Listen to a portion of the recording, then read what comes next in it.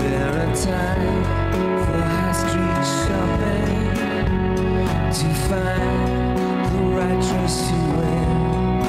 Here she comes. Good evening, everyone. I'm Mika Ferrer-Gotovic. You're watching N1's special program. Tonight we are talking about the role of art as a weapon of resistance and activism. Kiss the Future, produced by Matt Damon and Ben Affleck, premiered at the Berlin International Film Festival just past month. The film about the unbreakable connection between the legendary Irish band U2 and Sarajevo. It contains footage of the band's concert, which took place in Bosnia's capital shortly after the end of the 1992-95 war. But we will be uncovering the entire personal connection of this band with Sarajevo through the eyes of one and only Bill Carter. Bill Carter is the critically acclaimed author of 3 non-fiction books and director of award-winning documentary film Miss Sarajevo, produced by Bonavox himself. Bill Carter currently teaches documentary studies at Northern Arizona University School of Communication. Bill Carter has traveled to more than 70 countries. In 2013, he gave a keynote speech at the Rock and Roll Hall of Fame on the power and importance of music in armed conflicts. Well, I was born in what was once former Yugoslavia, Serbian mother, Croatian father, Albanian wife, and I was born in Slovenia. And I left and then was back there during the war. And when I was living, I live now in the United States, I started seeing kind of the reflaring of nationalism in these things. I started thinking a lot about what happened in my own country, and I knew about the concert, and I thought the concert would be an extraordinary vehicle for a way to talk about what happened. Nanad's very humble, but it was a very personal story for him, and to listen to him talk about it, it was really impossible for us not to want to be involved. The most important thing was the multiculturalism of Sarajevo, and when you go there, what is so extraordinary is to have a mosque on one corner and a synagogue on another and a church and an Orthodox church, and to hear the tapestry of those sounds of the call to prayer from the synagogue and the choir, and they have inter-religious choirs that sing together on the weekends. It is really something extraordinary. From the moment we heard about this all the way through, for me, I would get these cuts, and each cut I would watch was better than the last cut, and it just kept getting better and better. We would get on the phone and talk for an hour or two, and really he was using me as a sounding board at that point, and then I'd say what he didn't want to hear, which is, okay, keep going.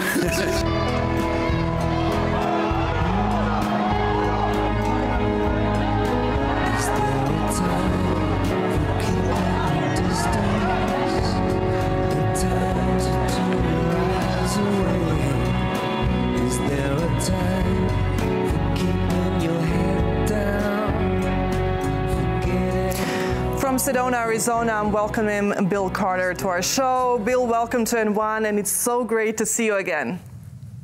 It's really fantastic to see you. I always love being on with you. Thank you. It's such an honor.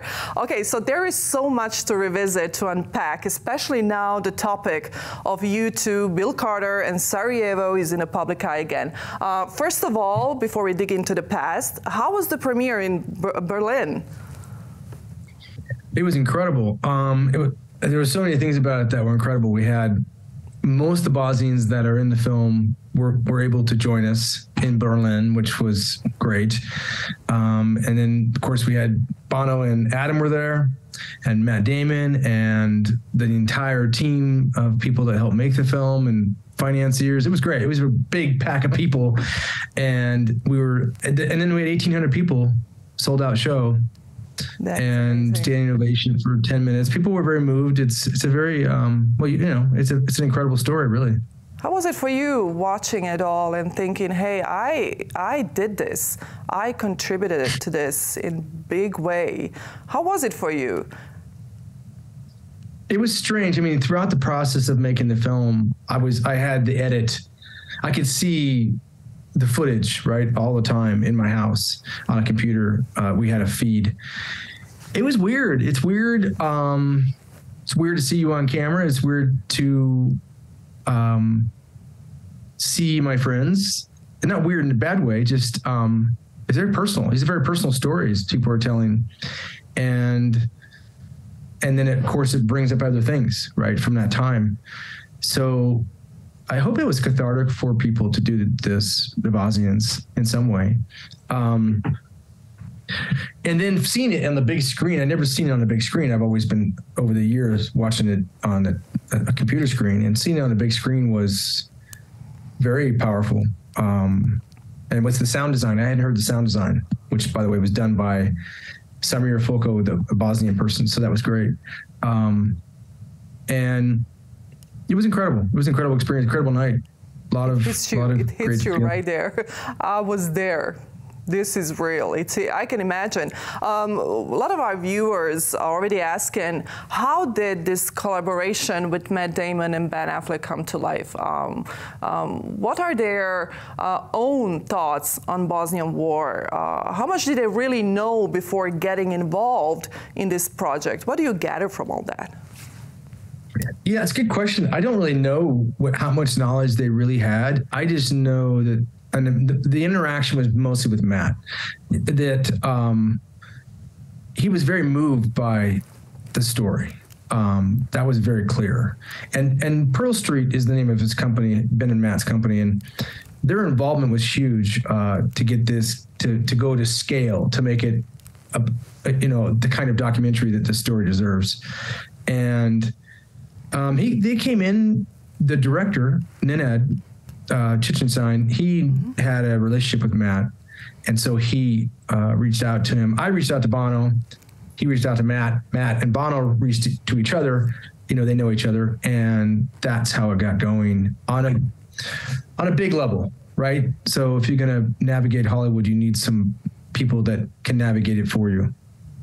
And Bill, how important is it for names like Matt Damon, Ben Affleck, Bono Vox, and you talk about this topic now 30-something years after everything that has happened, in order to still bring the attention to what was going on in Bosnia, especially now when we see what's going on in Ukraine, and somehow we see that history repeats itself all over again? It's one of the driving forces to make this film was, it started in the conversation started, Nenad called me and he was pretty gung-ho about the concert. He knew about the concert. But that wasn't going to be a film. That's not enough to make a film for U2. They're not going to be interested in doing that. So, and I knew that. So really had to help shape the story of what really happened, the story that you all know, the story that, and that's not known to everybody. So, but it's also for me, it was only 3 or 4 months after January 6th in America. Mm-hmm. And January 6th was a wake-up call for people in the United States to realize you can lose all this pretty quick if you don't hang on to the democratic institutions that make a society work. And that kind of led into some of the themes that would help make this film bigger than just Bosnia, but almost a story about what happens in a place where misinformation is almost a raging fire.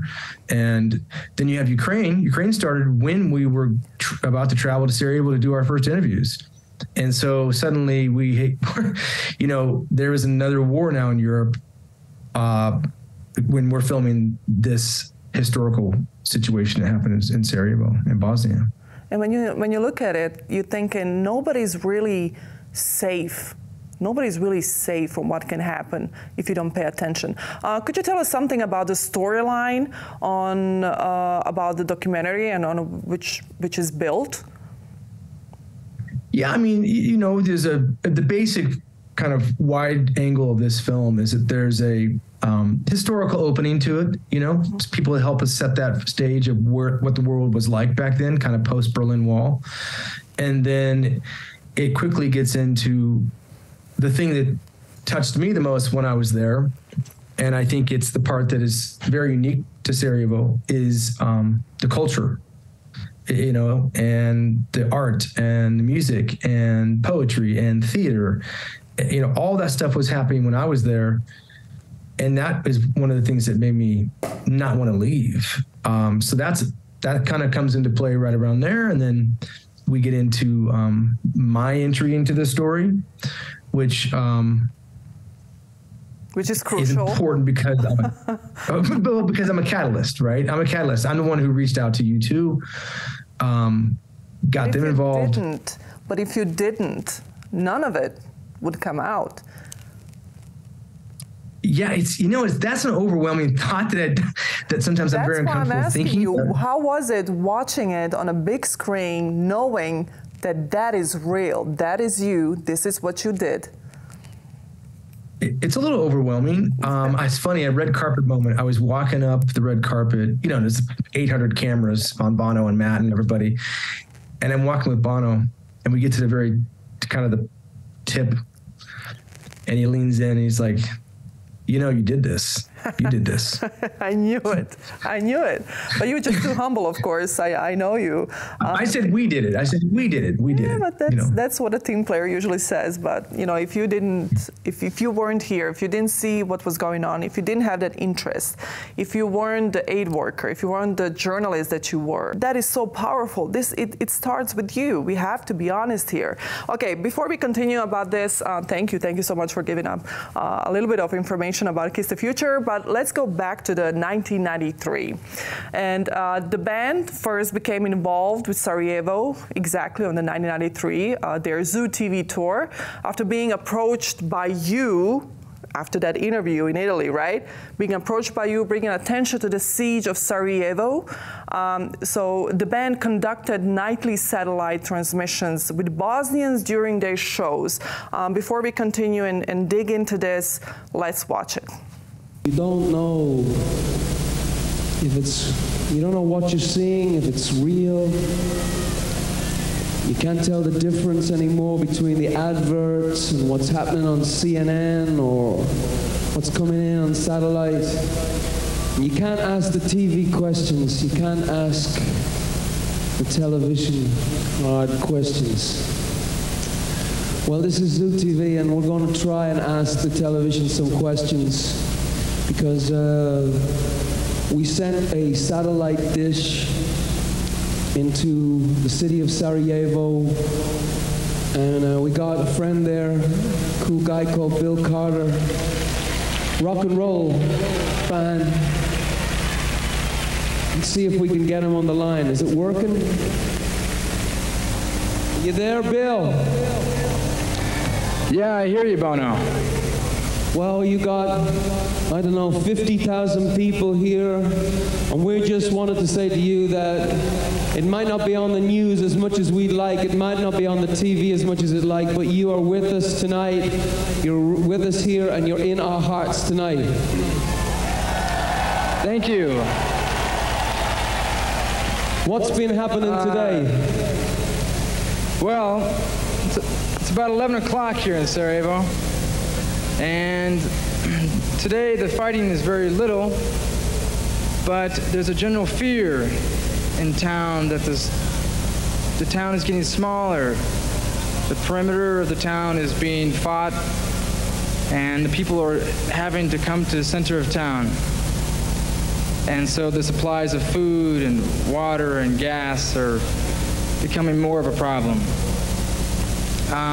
And also tonight, about 12 kilometers from here, there's about 10 to 15,000 people, refugees, that are being attacked by artillery, and they have nowhere to go. And on a personal note, my friend that had the piece of grenade in his head, he died this morning. But tonight, I have some friends with me from Sarajevo. This is Darko, who I asked earlier today, what is the hardest part of the war for him? Well, first of all, I want to say hello to all the peoples in Bologna, and thanks to Bill, you too, and all you people. We don't feel alone this night, as we usually do, especially for within last few months. Anyway, answering this question, the hardest thing for me, although we all in Sarajevo have to live with all this death, all this terrible thing, the hardest thing for me on my personal level plan is being separated from my family, my wife and kids. They live and they grow up somewhere abroad without me, with no opportunity to contact them. Even more shocked is the fact that my parents live just 4 kilometers from this place, and I'm not able to contact them, maybe except using such satellite connection. I'm not able to contact them for a year. Those are things that are hardest for me during these 15 months. Once again, thank you all in Bologna. Also, I have another friend, Vlado, who has been separated from his wife for 17 months, and she lives in Bologna. And there's a good chance she could be there tonight. So he'd like to say a little message to her. I have a small message for my wife. Mia cara Mirica, amore mio, io ti amo. My darling Mirica, I love you and I miss you. I'm still alive and I feel good. Thank you. Thank you, Billy. Thank you, you too. And grazie Bologna. Ciao.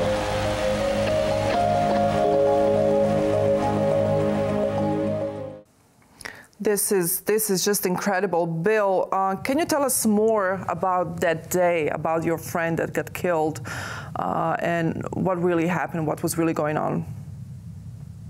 Well, it was down, what part of town is that? It's like below Unis, on the way to the TV station area.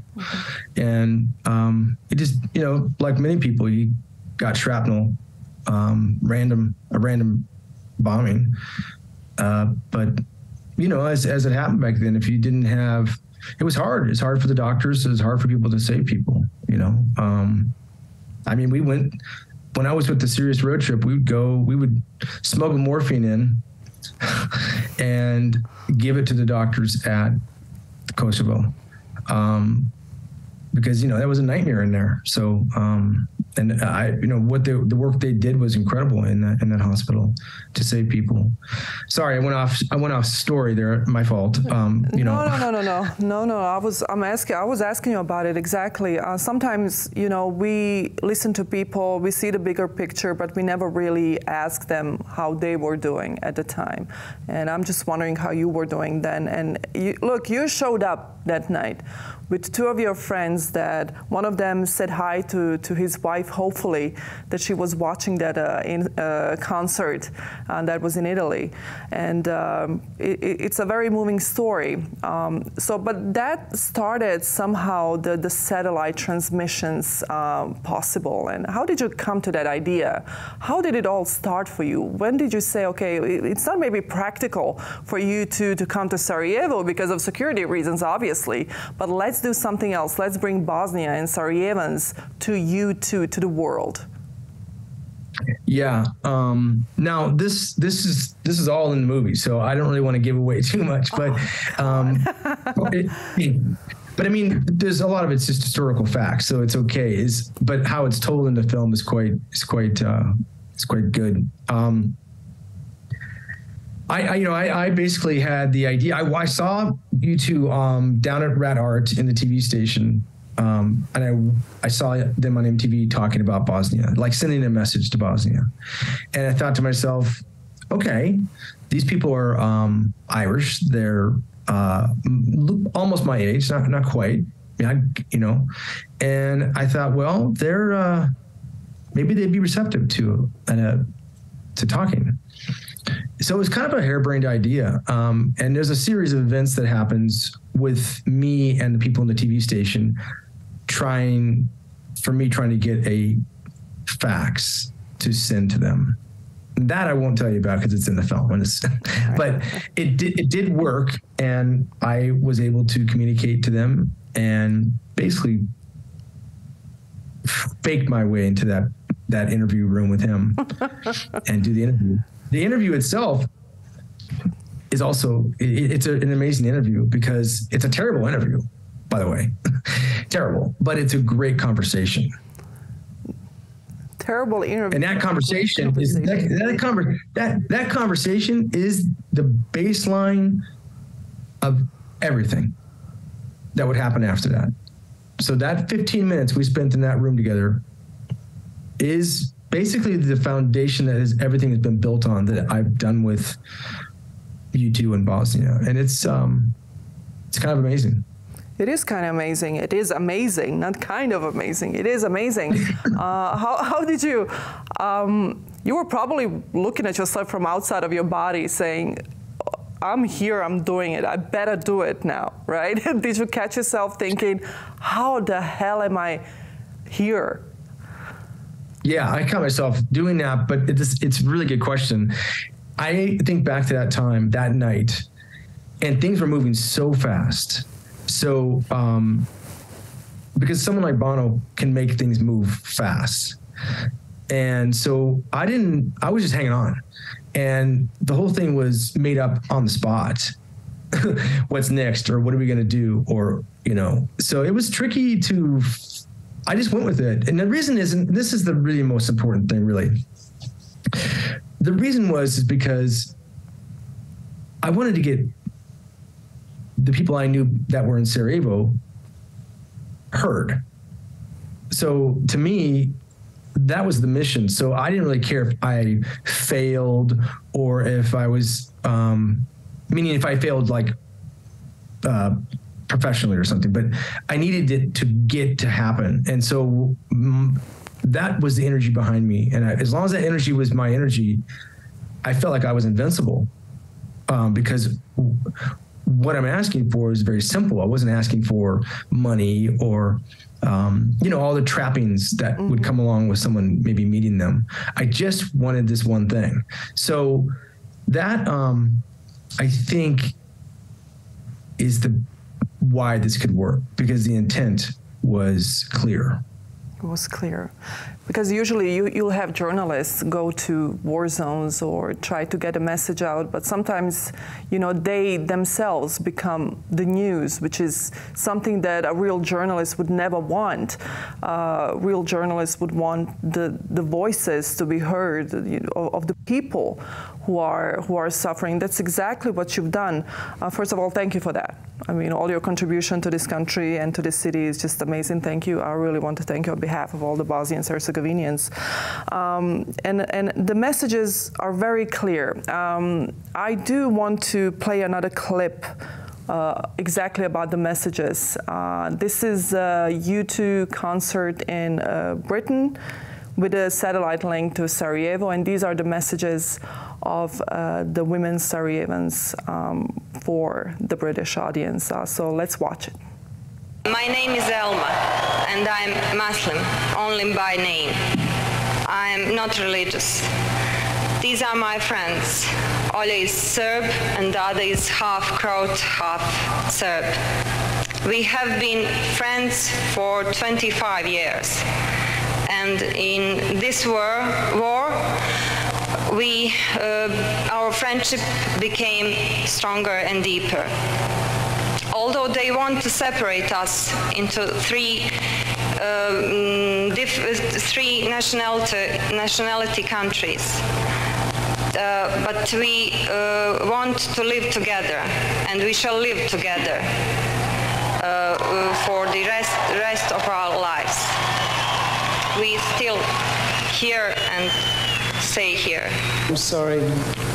Nobody knows what the is going on. All we know is we've left you there and we have no answers for you, and we feel rather ridiculous tonight being in a rock and roll band in this fantasy of Zoo TV with your reality there in Sarajevo.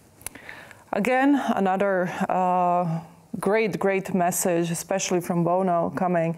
We have no idea what you are going through, and it feels ridiculous that we are having a rock concert and you are under siege. In the earlier clip, you mentioned the cities becoming smaller and smaller. Is this how you felt? Is this how it really was for you, for somebody who is an, let's say, outsider, somebody who came there, who could leave anytime he wanted? You could have left anytime you wanted, but you didn't. So these messages that we are hearing from Sarajevans are really powerful, and they are still very, very relevant. So I want to talk about a concert after the war. So after the conflict ended in November '95, you two made arrangements to eventually visit Sarajevo with help from United Nations ambassadors and peacekeeping troops. So they scheduled to play at the concert in 1997. So approximately 50,000 people, fans, attended the show. So how was it eventually for them to really be in Sarajevo after everything that has happened, after everything you told them, after everything that they've done and they heard? How was that feeling to finally be in Sarajevo? I mean, listen, I'm going to speculate, but I mean, the band, I think, was overwhelmed as well. I mean, I think they're overwhelmed with, I mean, the band's very, very aware that their music has an impact on people, and if they can be useful, they want to be useful. I think that's how I feel. Like, if I can be useful, I wanted to be useful. I think that's how U2 sees themselves, as if they're useful in that moment, they want to be useful, and that's a big part of who they are, which I think is really fantastic. I think there's no one that was at that concert. That concert was overwhelming. So, it was a beautiful moment of celebration. Just kind of one moment where everybody could come together and just remember that we're together. And together, yeah. Yeah, it's beautiful. I should say something. You've kind of covered the satellites and everything in the interview I did. I said this in the press conference at the film festival. I mean, it's not a mystery. My involvement here in Sarajevo, in Bosnia, I almost left in the first 2 weeks of that being there, because it's very intense. I wasn't maybe ready for that, because watching people suffer is it's not comfortable. But what happened is I started meeting people, not just delivering food, because that's kind of you do it and you leave, right? But I started to meet people. And when I started to meet people and hear the humor and hear the fellowship amongst people in the same room and the conversations, it didn't take very long for me to fall very in love with a lot of people. And I was very comfortable with how Bosnians think. Like, I love it. I love how Bosnians laugh and humor and take the piss out of it's a very funny place. And it's a very smart place. And it's a very intellectual place. It's very cultured. And to see that in that time, under those circumstances, and it was still thriving, was phenomenal. Not just to me. I think that's true for a lot of foreigners that came. You wanted to embrace it. You wanted to fuel it or give it fuel. Whatever I could do to help get that out there or be part of it, I was going to do it. Your camera follows, and this is Miss Sarajevo now. We're talking about Miss Sarajevo. One of the greatest things that I've ever seen in my life. Your camera follows the alternative scene of artists, young people determined to live as normal a life as they could under the most difficult and dangerous conditions. When you look back on it now, does it seem surreal to you? Yeah. I mean, it was surreal when I was there, but it's the whole thing. This whole journey is surreal, because are you talking about me or the surrealness of the art? Surrealness of the art and surrealness of you experiencing it in real time. Yeah, it was surreal. It was a very surreal experience to go into the disco or into Obala and just hang out with people trying to watch a film, or a band with the generators and, you know, the whole thing. It was the amount of effort that it took to get things going was part of the job. That's what people did. And I remember one of the most amazing things that happened was I was very close to a family in Sarajevo, and I lived with them for a time. And Chiba, he's a painter, and his wife Amra and daughter Anya. And he had an art show, like painting, you know, and where it was located was horrible in terms of snipers. And everybody ran to get into that art show, right? You could almost, it's almost like you could, the door was open, the door was safe. It was actually getting to the location of the door that was not safe. So everybody would just kind of run in, you know, like a tiger was right behind him, and be like, then they'd just calm down and we're all wearing suits. And then it was an art opening. And I remember thinking, people are risking their life to go to an art opening. And of course they are, because that's what you did. You supported your friends and you wanted to celebrate art. And that was surreal. The whole thing was surreal, but also to me, it was also just an incredible expression of being human. You can't stop being human in a war. As a matter of fact, that particular war, because it was a siege, everything's gone. So what you have left is those things like music. Music is an instant language. You don't need a lot of help with music. You just need to hear it. Same with art. It's one of those kind of basic tenets of the human experience is art. And I think Sarajevo embraced that, not like to be known for that. They just did it because that's who they are. And it was surreal to be part of it, or to watch it, or to experience it, to film it. And now to revisit it again, you know, it has become. It's why it has become a part of you. This is you now. There's no going forward and revisiting for time to time. No, this is now who you are. And I think probably this is what you've realized probably in Berlin, watching it. Oh, okay, so this is real. This is me.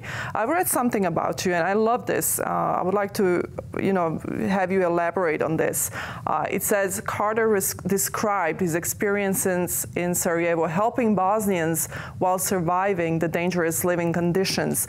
Lead vocalist Bono was unnerved to hear that those living in makeshift bomb shelters in the city played music, including U2, at loud volumes to drown out the sound of explosions.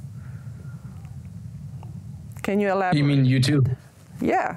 Yeah, I mean, they knew what was happening. They knew U2 was a part of the city's soundscape.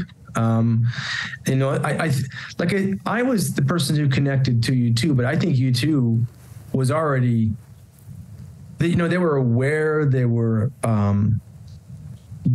I think like artists everywhere, there was other bands doing charities in different cities around the world.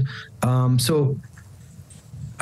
think that I just happened to catch them at the right moment, if you know what I mean, and kind of help catalyst this situation. And they were ready. I think they were ready to do something. Like we talked about this already, but basically, Bono wanted to come, with me, and play. And it turned into kind of a unrealistic situation. So that's how the satellites came. And then, they built their own energy and their own connection with the city, right? That connection became their connection with the city. They became the biggest microphone you can get. And, that's a relationship that exists between you and them, and those kind of relationships it's the same with me in the city. I feel very strong about Bosnia and Sarajevo very deeply, but I would feel that way whether I go there ever again or whether I know any. I just feel that way. It isn't something that I work on, or it's just what it, like you said, who I am. Mm-hmm. I do a lot of other things. I make documentaries about it. I go into Africa in 10 days to make something on diamond mines, and I write, and I'm a professor, and but this is a part of my life that is important to me, so I honor it. And anytime I get asked to do talks, around the world on Bosnia, and sometimes I think, I don't want to do that, but I always do it because 2 reasons. One is the most important one, which is I believe in the things I'm talking about right now with you about what is that magic of that city and the situation that happened there in terms of why it should not ever happen to people, meaning siege, war. The second one is I'm a professor as well, and to me, part of our job is to, if you can, to and maybe inspire, right? Like I was 26. I had no resources. I had $200. I didn't know anybody. I had no ticket home. I flew on a one-way ticket to Croatia or to Europe and took a train to Croatia. And a lot of stuff happened in my time here, the stuff we're talking about. And there's probably some kid out there that I talked to in a hall, and maybe they're thinking, what can I do? Mm. And so part of me thinks that I need to pass that on, that you can do something. You don't have to have the riches and the connections and all this stuff that we think stops us, right? The roadblocks of life. Mm-hmm. I didn't have any of that. So, I didn't have any of those things that you think you need to have. So I try to help maybe pass that along is that it's possible to make a change. You don't have to make a big change, but you can make a change, in your home, in your neighborhood, on your street, in your school, in your blah, blah, blah. You can start small. And if there's a lot of micro smalls going on in the world, we have a different world. So I'm one of those kind of believers. When you say to pass it on, I have to pass it on. It's almost like it's not yours anymore. No. You have to pass it on. It's not only yours anymore, and you don't have the rights to just keep it for yourself, even if you could. But that would be very selfish. But it's not yours anymore. It sounds like it's a public good now. Which is amazing, of course. I always wanted to ask you this, and we've had our interviews before, and I always somehow forget to ask that because we always concentrate on certain topics that are more technical. But what was, looking back, or just sitting there and thinking about it and feeling it, even if you don't think about it, what was the worst moment for you during the siege of Sarajevo? In Bosnia in the 90s. When were you thinking, okay, this is my worst day. This is the worst day of my life?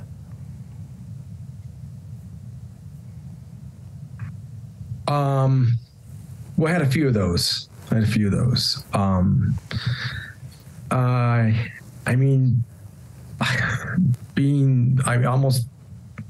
shot. Seeing people suffer. I don't know if there's any one day. I just know that I lived in the Unis Tower on the 7th floor, and I lived there for a long time with Graham Bent from the Serious Road Trip, and then he left, to go do other to do more work inside and around Bosnia, and when you're there alone, this is, I don't want to sound pathetic, but it gets weird. It's kind of a lonely, and the Unis Tower wasn't nice. It was a horrible, it was destroyed and burned. And so it was not like, I slept on the floor. And I think that was a target practice. So there's a lot of incoming to that building. So you just felt like sometimes, what am I doing? I'm trapped. I'm alone. Coming home from the satellites, to be honest with you, every night when I came home, that was a very strange experience. First, I had to get the people that I had taken down to the TV station, home safely, which, okay, there's that journey. Then I would go to the UNIS Tower. No lights, of course, right? So walk up the 7 stairs to the 7th floor, glass, you know, open the door, and there's no one there. You just had 80,000 people in your ear, right? And now you're just sleeping on the ground. And all the adrenaline is gone, and you're asking yourself, what for? What am I doing? No one knows. And no one knows that we're doing this. I mean, you know, Bosnians didn't really know we were doing this because we didn't have a way to show anybody or to tell anybody. It was either the people who knew we were doing it were in the building of the TV station, and the people who did the satellites. But it was kind of a weird experience. Then you are with yourself. That is a lot of. It's not a trauma at the moment, but something you probably, like you said, you don't want to sound desperate, but it is desperation if you think about it better. I'm very sorry. Yeah, I mean, I was way. No, I was way better off when I was with my friends, you know, if I could, but they had their own lives and their families, so, you know, but when I would find them in the club or at soccer, I played soccer with some people in Scandinavia. And so, you know, that was when I was good, you know, when I was with my friends, I was fine. But I mean, listen, anybody who lived in that war had scary moments happen to them. I mean, there's no escaping that. So I had those moments. You know, I had very close calls. You know, really close calls. Were you thinking, I'm doing this by choice? Yes, I knew I was doing it by choice. And I had no illusion. Like you said, I could leave. I could leave. And eventually I did, after the satellites, you two, you know, kind of dragged me out of there. And that allowed me to make Sarajevo, so I'm glad. But I kept coming back and finding ways to come back because, you know, one of the worst parts of leaving Sarajevo, for me, I can't speak for a Bosnian, but during the war was survival guilt, right? Like, I'm home. How do I go back to the United States and go to a Starbucks when the people I know are living in Sarajevo and I know what they're living through? That's a horrible mind trap. It's a horrible feeling. It's a horrible feeling, which is why I always convinced a magazine or somebody to send me back, because I just couldn't deal with it. I couldn't deal with that, that my friends were there and it. Wow. Never really had the chance to ask you, you know, how are you?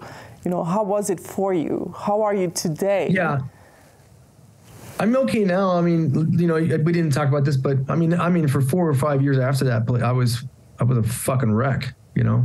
Mm-hmm.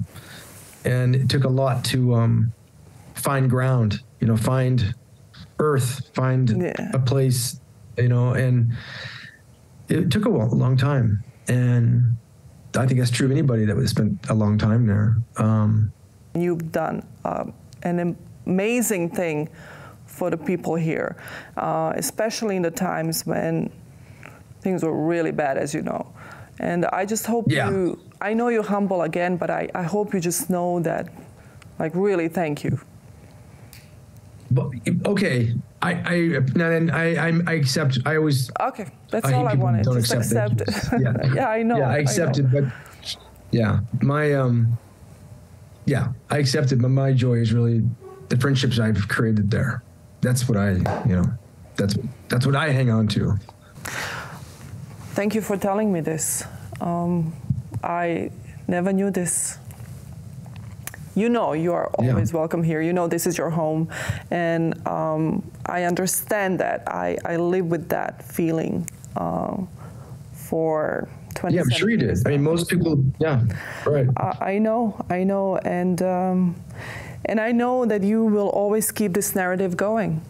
exactly for this? Do you need a moment? Yeah, I keep it going because I was telling you, I think it's important to not forget what can happen. You know, it's you know, right now we have Ukraine, we have nationalistic tendencies kind of rising up around the world more and more, and you know, we have to actively work against that to not let it happen. You know, does it infuriate you when you see it and you know what Bosnians have been going through? And does it infuriate you thinking, why in 21st century learn something? Yes, it infuriates me. I mean, I'm going to keep it local, you know, United States. There's things that are going on here right now are unfathomable to me. And in some ways, it's like, you don't know what you have. Not you, but like Americans think that it's all the conspiracies running around. You know, it's really not good right now. And I just think you're spoiled. You don't know what you got. Don't fight to create a fight just to create a fight. You know, you have a good situation, and it scares me because people will get really lazy about holding on to what you got, and it's a pretty good thing. So hang on to it. And when you get lazy, we said things can happen, things you don't expect. We went really deep here.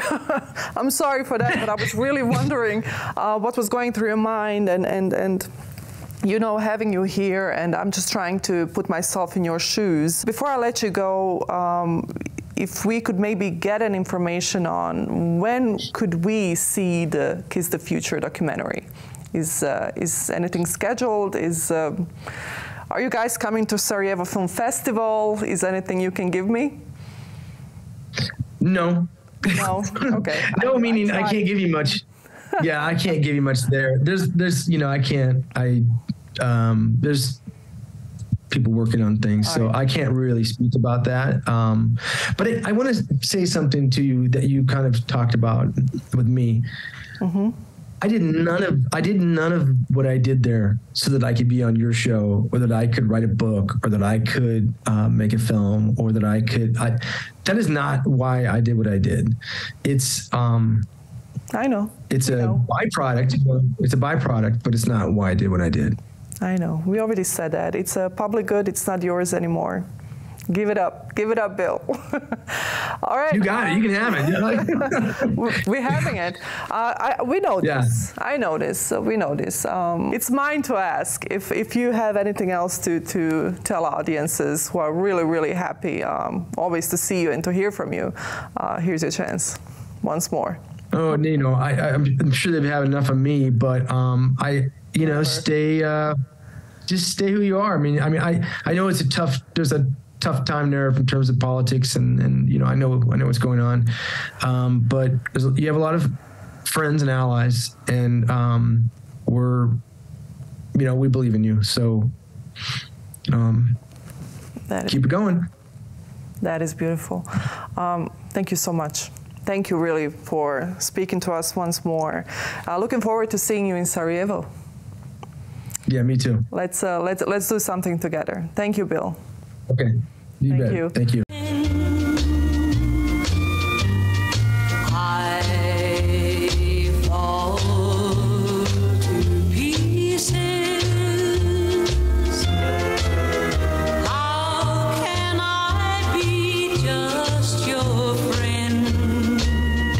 People from my country, from this town, I guess that they all have their way of fighting.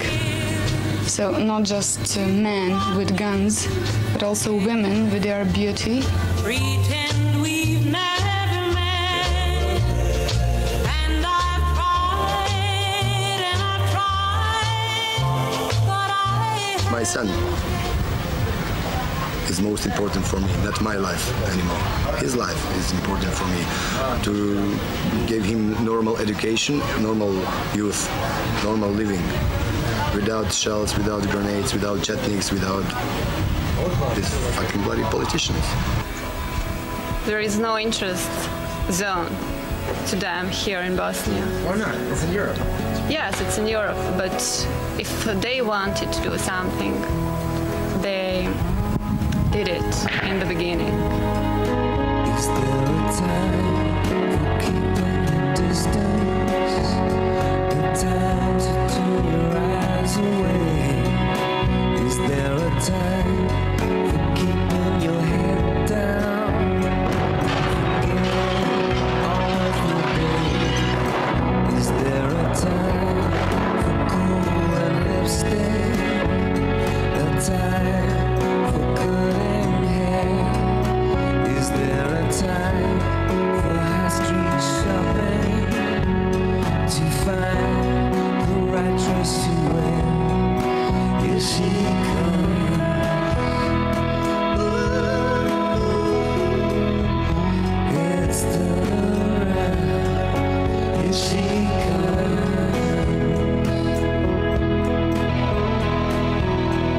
Surreal in her crown.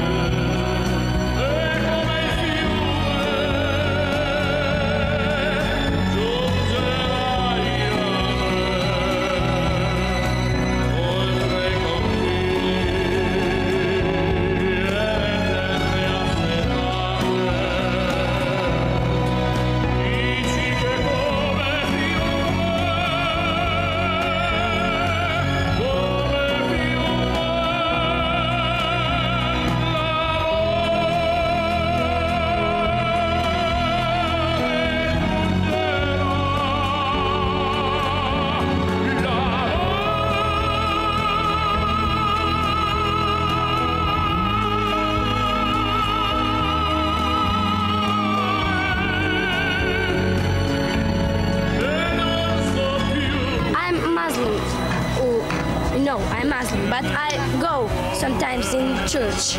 I go in mosque. I believe in God. Only one God. It's not three God, four God. And I believe... Name it not right. Yeah. God is God. God is God. Is there a time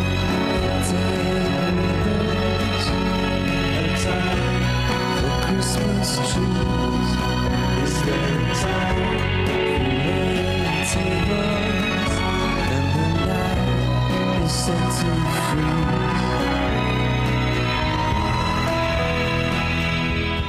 Sarajevo was under siege for 1,460 days, despite the shortage of basic food items and other goods, plus the lack of electricity and water. People took a pride in their appearance and attracted the attention of foreign journalists and women's magazines. Media reports about besieged Sarajevo were, of course, full of photographs and images of destruction and killings. But in 1993, a Miss Besieged Sarajevo beauty competition was organized. A bizarre idea, but one that powered beauty could still send a strong message. Brent Sadler, CNN. It was a day of beauty shining through the horror of war. A contest to find a girl who would win the title of Miss Sarajevo under siege. Some light relief in a city heavy with sorrow. It was time to smile, to walk their best, impress the judges with glamour and poise, and enjoy life such as it is. A life of uncertainty and fear, with little hope of it ending soon. You couldn't hear the falling shells outside, but Sarajevo's SOS was clear for all to see.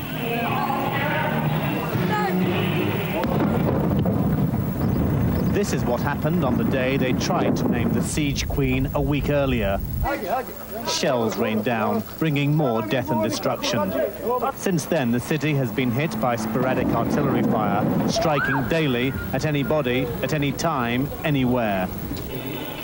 But the reality of Sarajevo today was masked by a little glitter and gloss.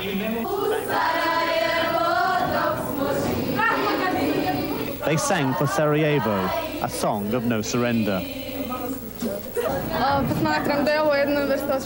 I think this is refreshing for all of us after a year of horror and hell. This is a kind of defiance to our enemies.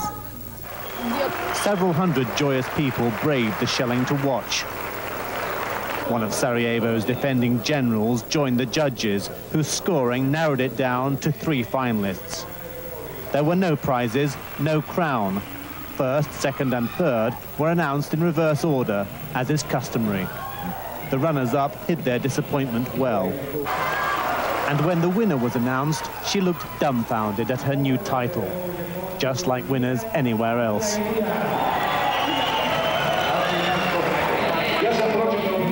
17-year-old Inela Nogic said it was unbelievable, a happy dream.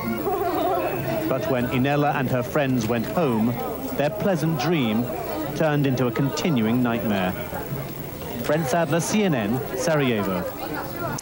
Miss Sarajevo is a song by Irish rock band U2 and British musician Brian Eno. It was released on 20 November 1995. Italian tenor Luciano Pavarotti makes a vocal appearance singing the opera solo.